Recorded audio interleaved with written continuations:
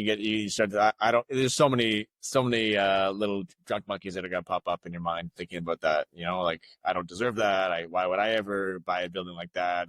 My family doesn't do those things, all those things. Right. And the thing is you're going to end up eventually, if you are growth oriented and you want to keep, building and achieving, you're going to get to a point, it could be in 5 years, 10 years or something. You're going to wake up and go, oh my gosh, why didn't I just start with that vision in mind? And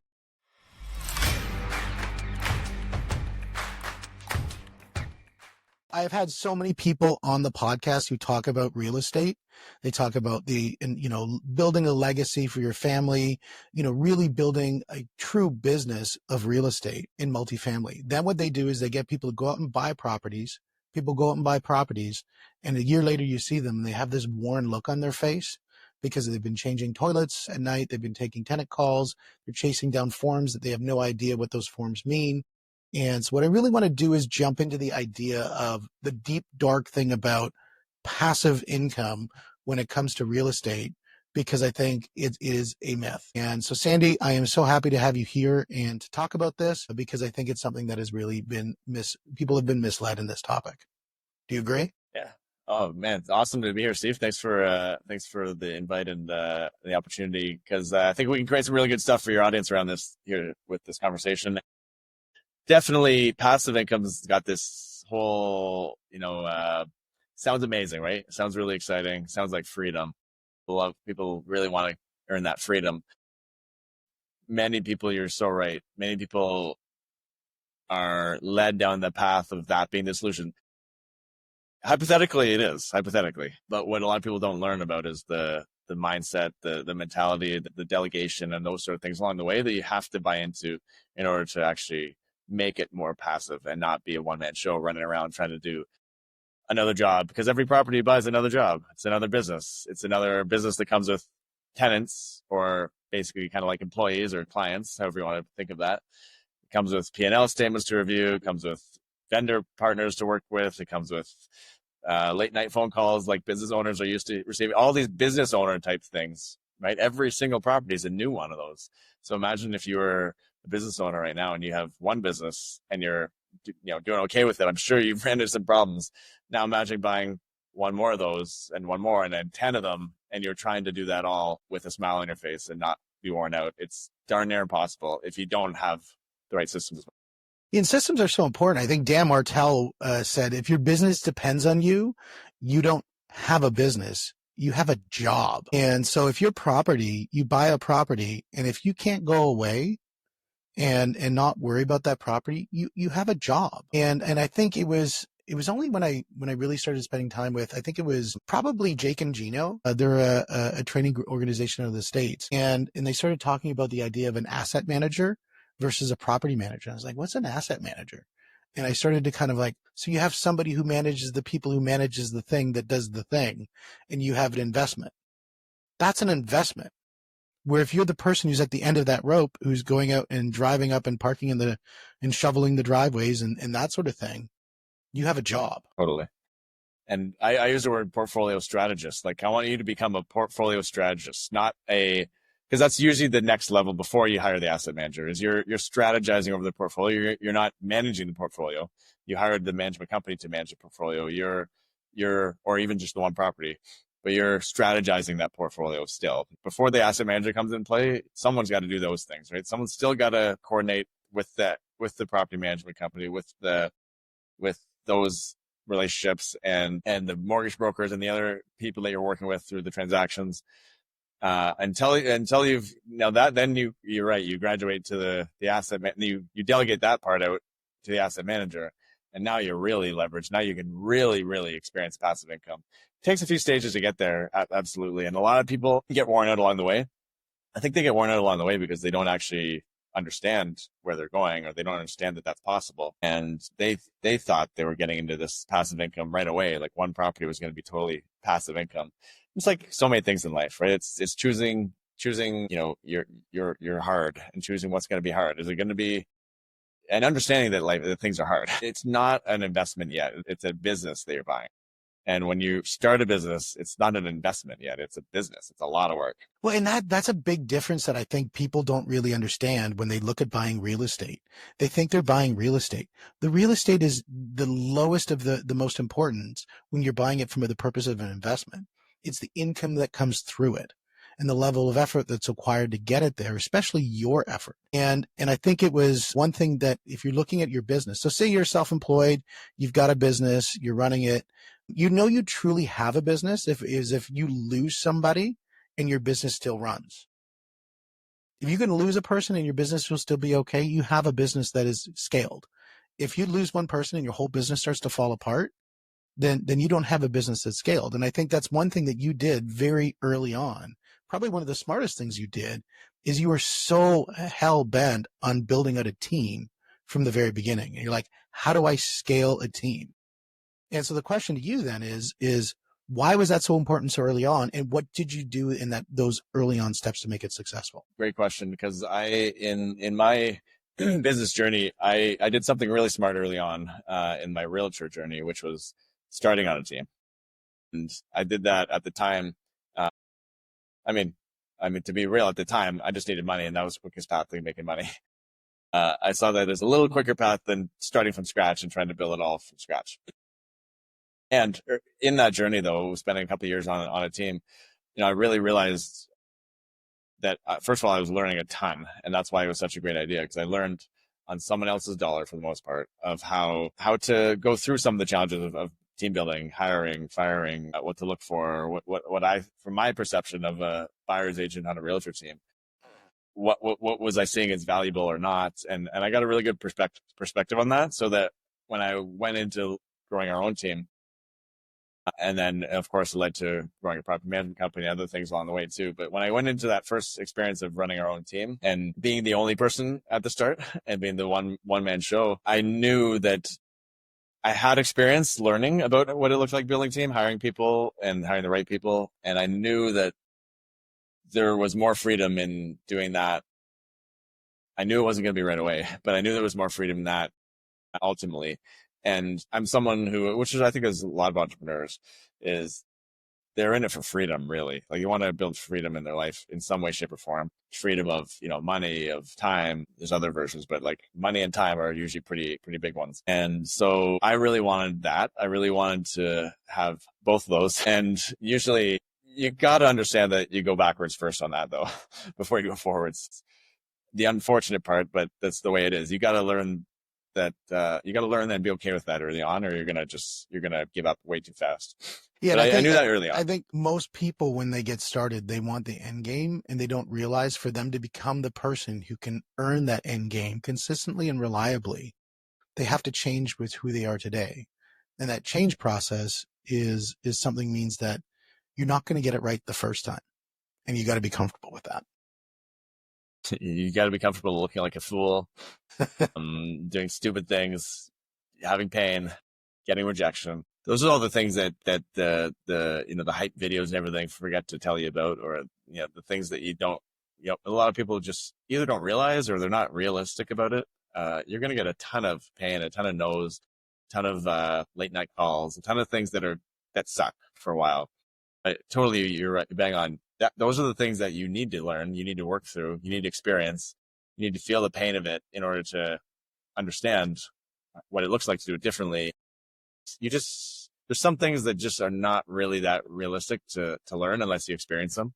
And so all those experiences are vital to the growth. And then you say, I'm going to do it differently next time. I'm going to do it a little more purposeful. I'm going to do it so that it frees up my time more.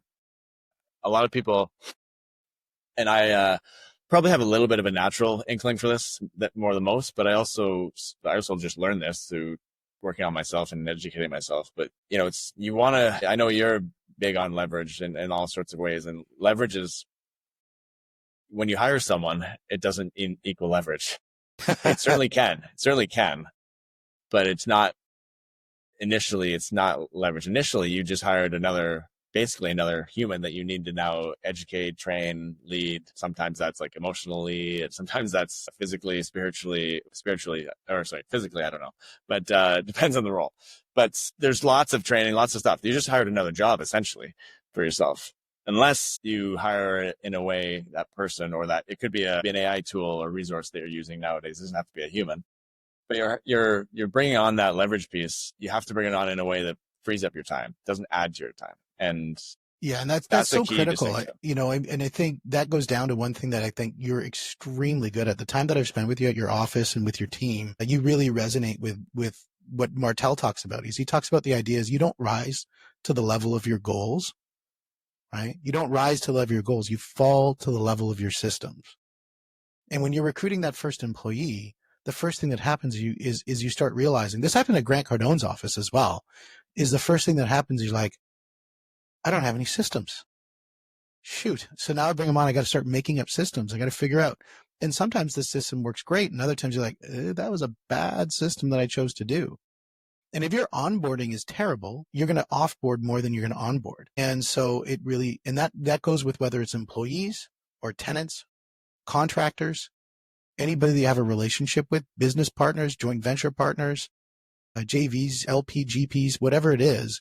If you don't have a good system or model, you're destined to fail. Yeah, you're screwed. I learned early on that I'm not the system creator. I can be the system high level creator. I'm not the actual implementer of let's go dive in and fine tune all this stuff and create it. So I learned early on that I need that person around. Like that's my first hire in anything I'm going to start or relaunch or, anything, a new endeavor. I need that person. Some people are more in tune with that side of it than others. And I'm much more the visionary, big picture outlook type person. And so I don't excel in the nitty gritty detail oriented stuff. So I need that person on my side. And that's a huge distinction in itself. It's just that awareness of where you land on that. And it's not black and white, but you're going to be a little better on one or the other. And I just know that I need that person, and that person and I have that person in a few different areas now. And in my real estate portfolio, that's not necessarily one person. That's our property management company that oversees our portfolio for me. Eventually, I'm a little unique because I'm in the space so much anyways, but eventually I probably will have an asset manager who's overseeing even that person for me, that company for me. And that's ultimately, That's you the really goal. are buying your freedom in that case.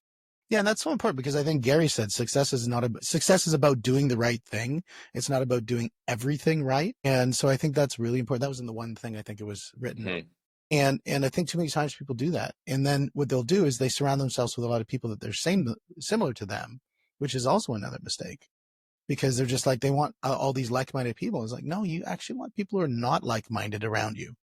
Somebody who's going to be a little bit of a thorn in your side saying, no, we got to write this down. We got to take notes. We've got to make sure that we put a system. No, let's just do it. No, we've got to design a system because if this person doesn't work out, we have the system for the next person.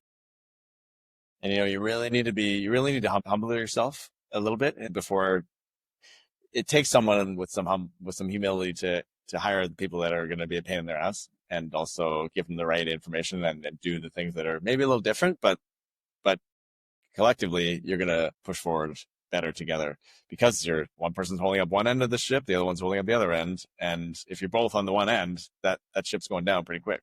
Absolutely. So it's just something that you have to be aware of, and then stay in your lanes and prioritize, stick with your one thing in that area that's going to move the collective ship forward as fast as possible. Yeah, the whole is always greater than the sum of the parts. And that designing a system is so critically important. What's the ones that when you look specifically, and I want to just zone in on property management specifically. And when somebody's looking at building the team, what's the first mistake they always make when they buy a property, either manage themselves or decide to look at hiring a property manager? Pick one of those, and which do you think somebody makes the biggest mistake right out of the gate? Buy the wrong property. Or, early on buying the wrong property. And why I say that is because most people buy a property to keep up with the Joneses or to buy something that they haven't thought far enough down the line in terms of their goals and their planning and where they're headed to make sure that property is actually the one that's going to line them up to that vision and that future that they want. Most people buy it for very silly reasons. They buy that property because someone told them that duplexes were the hot thing in town now, and you better buy one now before they all go away.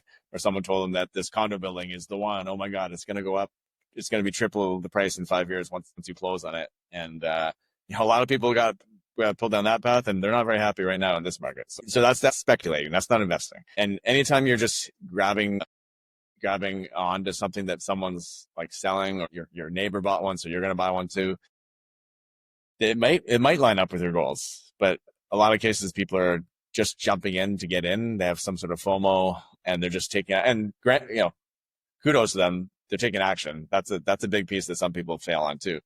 But they're taking action down a path that it's good. If they can recalibrate, they can still, do well with it. But if you start going too far down that one path, you end up with a portfolio of headaches because you didn't even want that in the first place, but you never took the time to just sit back and say, where am I actually headed with this? How am I building this portfolio? Is this to optimize cash flow? Is this to optimize appreciation? Is it to optimize, what are you optimizing for?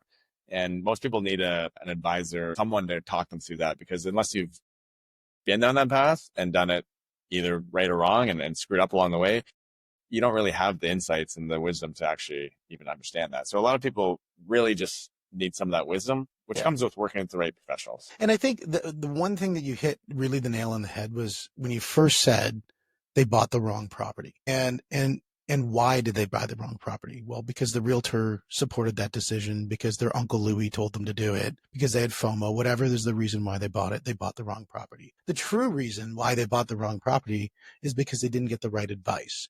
Now, how do you get the right advice? Well, first of all, if you're making small decisions, you get small advice. If you're making big decisions, generally speaking, you're going to get big advice. One thing that I learned really strongly from Grant Cardone is the 10X rule, and from the 10X rule book, is that when you take your goal, whatever it is, and you 10X that goal. So if I want to do a $1 million portfolio, I want a $10 million. If I want a $10 million, I want a $100 million portfolio. And then it's not that you just have that goal. You're saying, okay, now what systems and models do I have to have in place to being able to do that at that point? And then how do I bring that forward? And that's how I compress the time to get there. And so if I'm looking at it saying I want a $10 million portfolio, I could go and buy, 10 duplexes and I'm there, or I could buy one $10 million building and I'm there. Now, if I go and I buy that one $10 million building and I'm there, that might seem scary at first. But the best thing about buying that one $10 million building is that, number one, there's a lot more money on the table. So it means the lender is going to scrutinize the deal. Number two is your legal team is probably going to scrutinize the deal. Number three is maybe if you had some other partners, they're going to scrutinize the deal. So you're going to have all these other, you're going to bring in a property manager, always, in a $10 million deal. They're going to scrutinize the deal. So there's no emotional connection that, oh, gee, but I just really love the neighborhood that this duplex is in. It's, will this deal make me money? And that's why when Grant goes and buys, he only buys big properties. He only buys Class A. He only buys things that have an income stream, because he knows that when he buys that, the day that he closes, money's going in his bank account. All that stuff you just said is brilliant. It's brilliant because that, and the root of it, you're bang on. The root of it is that someone's thinking 2X, not 10X. They're thinking about, how do I need to try and replace my income from my job, which is 75 grand. And I need to make 75 grand out of something else.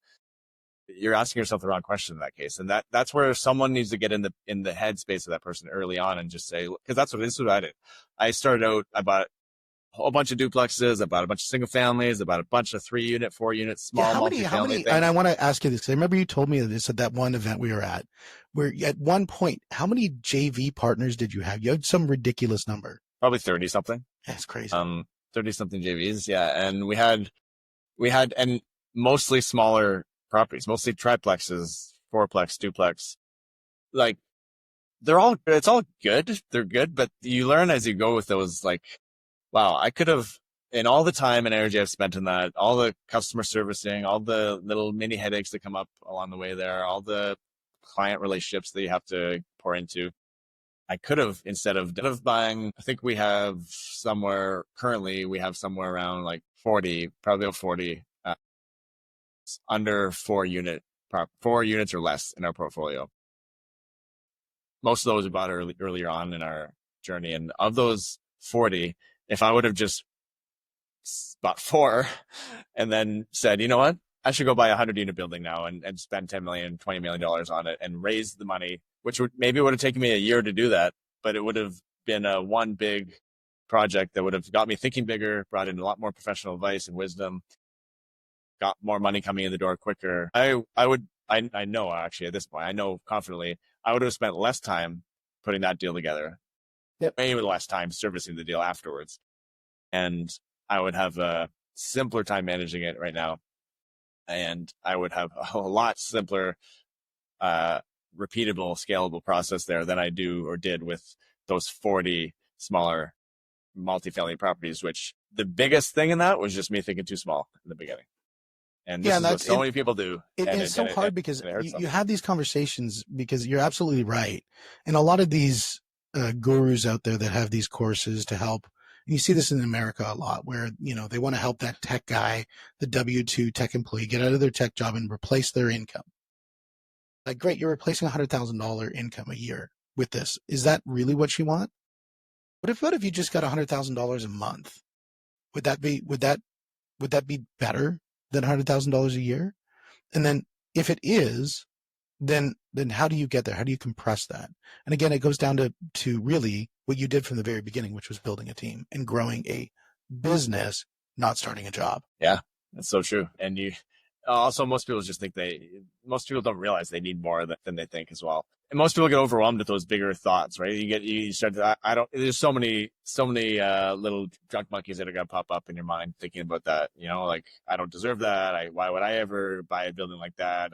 My family doesn't do those things, all those things, right? And the thing is you're going to end up eventually, if you are growth oriented and you want to keep, building and achieving, you're going to get to a point, it could be in 5 years, 10 years or something. You're going to wake up and go, oh my gosh, why didn't I just start with that vision in mind?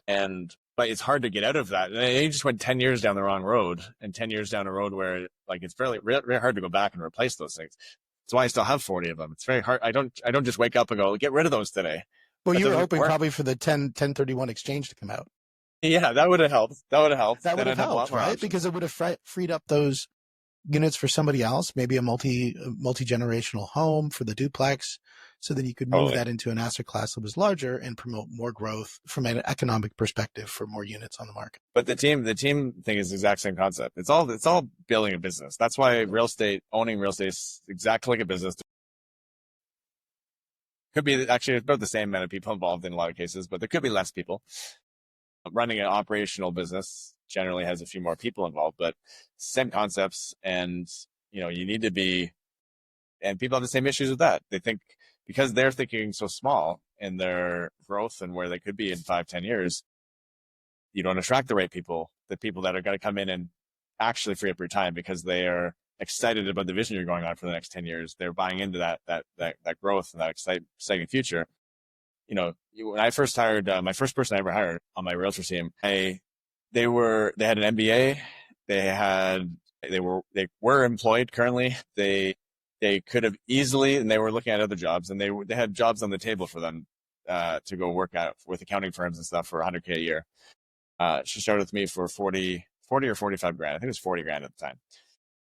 Why the heck did she join me for 40 grand versus a nice, easy, cushy accounting type job, big corporation, guaranteed good benefits, all this stuff, 100 grand a year? Why did she join me for 40 grand a year? It's not because I had the certainty. My business was much more risky than the 100K job at the accounting firm. I had drawn out a vision. I explained the vision to her about where we were going. I cast an exciting future for the next 5-10 years together and showed how that could look and where she could be in that journey versus the other side. And for her, it made sense. And she said, that is really exciting. I want to be a part of that. Let's do that. And I wouldn't be able to attract that person that has an MBA and all this background and everything with a 2X vision. It has to be that 10X, that bigger vision where it attracts higher level talents, higher level wisdom and insights. In most cases, when you're hiring people, especially I was just talking about 40 grand to 100 grand. That's a 60 grand difference. That's $60,000.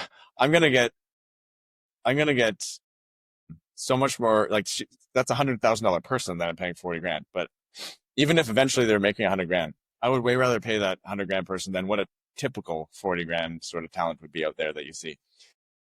That 2.5 times income is going to be 100 times in terms of wisdom and insights and value they bring to their team and to our clients and to the business, right? So that usually doesn't go up. When you think about it, it's almost like the planet Earth, right? The planet Earth. It's like if I take a little object and I kind of spin it in a circle on the tip of a pen, it's not really going to attract anything, right? But when I take a big ball of mass that's the planet Earth and I spin it, you get this thing called gravity, and it just sucks everything to it, and we're kind of stuck to this planet Earth. So the two things is, number one, it has to be big, but it also has to be in motion. And so what you do is you've got a big vision and a big goal, but you're also following that with massive action. Well put. I agree with that. Yeah, totally. You have to be, it's got to be something that's, that vibrational frequency has got to be it's got to be attracting and moving. It's got to be something that's both. You need both, right? You need that vision, you need the action, and that's where you also need to know that it's going to be hard and you're going to go through a pile of crap along the way. And that's okay. Well, and just like on the planet Earth, we've got volcanoes, we've got hurricanes, we've got typhoons, we've got all these things that happen. And I know one thing you talk about is that, a 10x leap requires breaking something. And so when you're going in that growth mode, what are some of the biggest breaks that happen that you weren't sure you're going to get through? I had one of these days yesterday. It's probably too early to share, but I had one of these days yesterday. I was thinking about it at night last night, and I was thinking, wow, something really exciting is about to happen, because when I know now, most occasions when I go through something quite bad, like how the heck did that happen? That's insane. And it's like a breakthrough, like something not good in most cases. And it could be, this could show up in ways where, your top employee's leaving, your top salesperson decided they're out, your top client just went and worked with some other company, a competitor. It could show up in so many ways. But usually that is going to transition you into something even better, even bigger, even more exciting.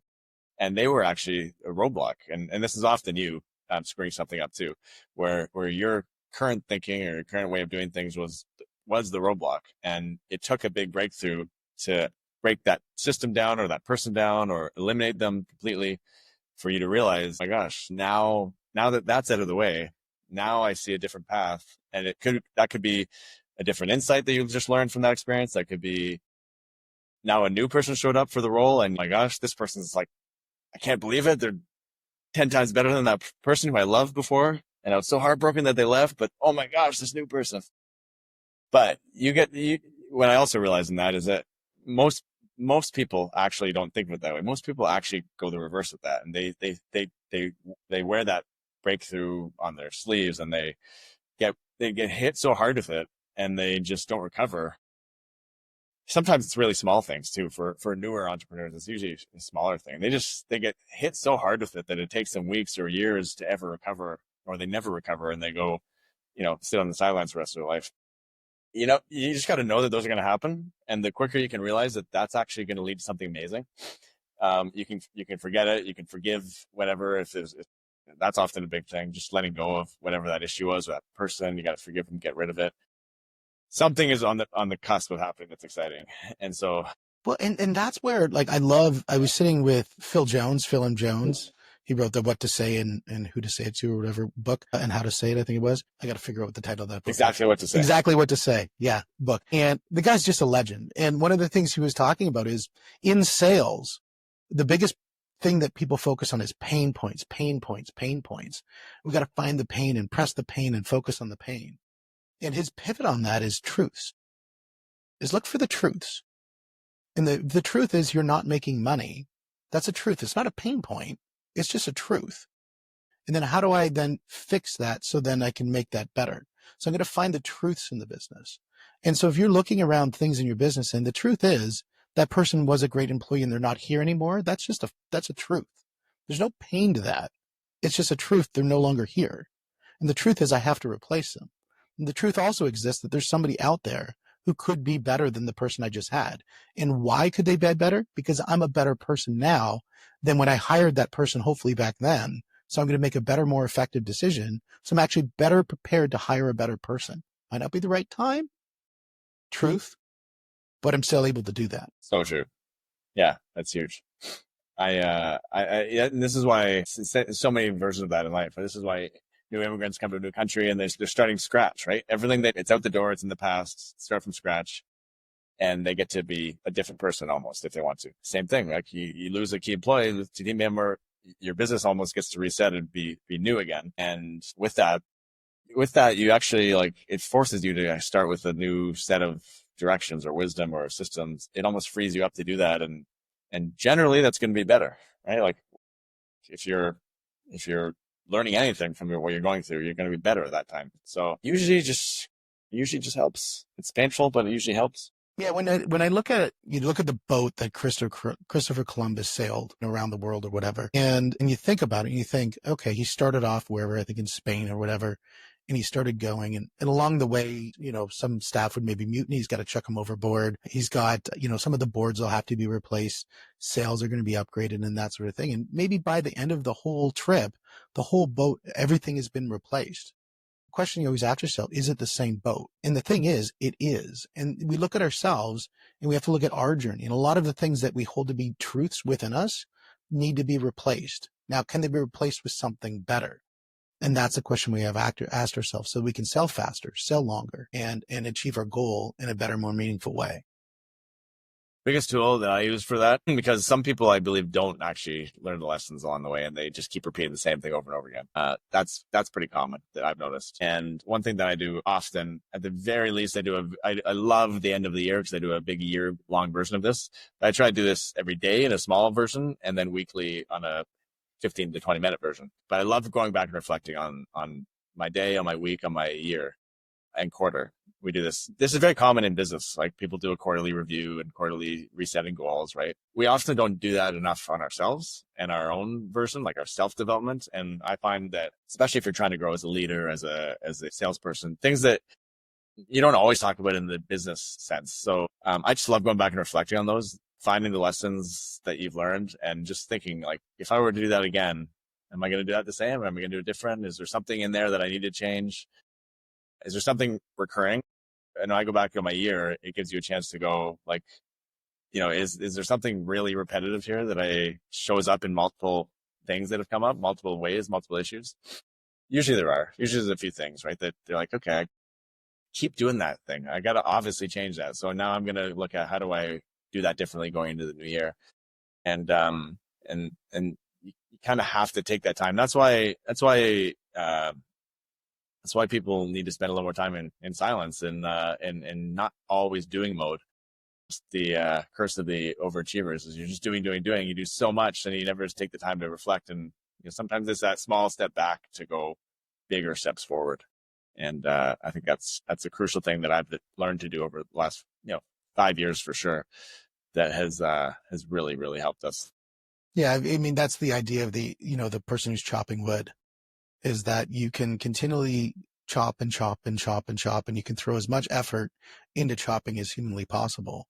But if you don't stop, step back and sharpen that axe, if you don't stop and step back and analyze your swing, analyze your positioning, and know that you can improve those, you'll never, and in fact, you'll probably start chopping a little bit slower because the axe will dull. You'll start chopping a little bit slower because your muscles are going to start to hurt. And maybe grow some, pains and that sort of thing, aches. Whereas if you took those breaks and reflect on it and said, how can I swing that axe in a more meaningful way? And how can I swing a sharper axe? Or even better, why don't I just hire somebody to go swing that axe? And I can go maybe hire 5 people to swing axes. And I'm just the axe sharpener now. And that's how you can really make things effective. Hang on. And hiring is always, that becomes a bit of a thing you need to learn too, is making that the default, right? Just, am I going to go fix this again? Or am I going to hire something that fixes it always forever? Or hire someone or put in a system or tool, or an automation tool that's going to just fix this always. And like a lot of people go into the mode of, I'm going to go fix this myself. I got to go do it. This is too painful. I got to go fix it. As you get more comfortable sitting in some of those painful moments, you don't necessarily go right to that all the time. I'm pretty comfortable sitting in some pain now for a week, a month, a year, I guess, in some cases, where I'm going to sit in this pain because I'd rather have this pain for a week and not fix it in the moment. I'd rather have this pain for a week, but I'm going to have the solution now forever.